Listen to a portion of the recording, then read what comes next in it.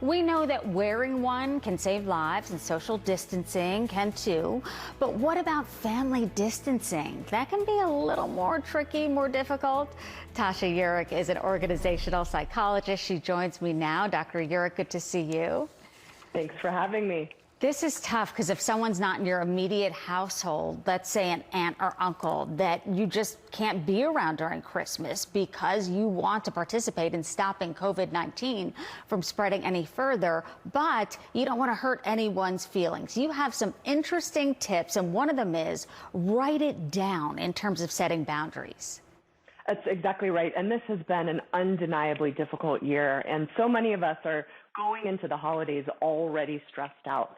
And boundaries really define what is and what isn't okay for us. And even though that might feel scary or selfish, it actually helps the people around us because it helps us be at our best.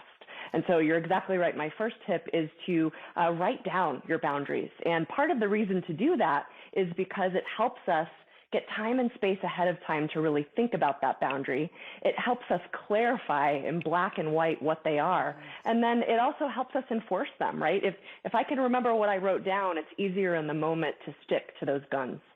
To reiterate what your boundaries are if you write them down. I like this one. You say, enforce it with empathy, but without apology. Meaning don't apologize too much and waver here. Stick to it, but be kind when you do it.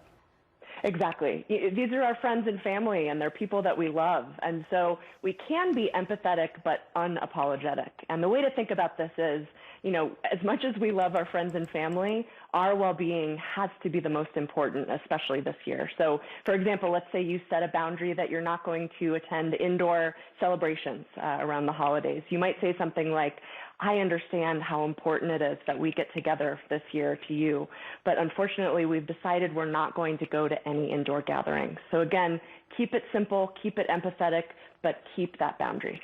And Tasha, I'm sure that you have heard it, because I know that I have, that everyone has a different belief or level about what they're deciding on mask wearing and where they're willing to go, let's say a restaurant. So if a family member pushes back this holiday season, you just have to stick to those notes and refer to them. Say, wait a minute, here's my boundaries, because you don't want to waver in your beliefs, but you can only control what you do.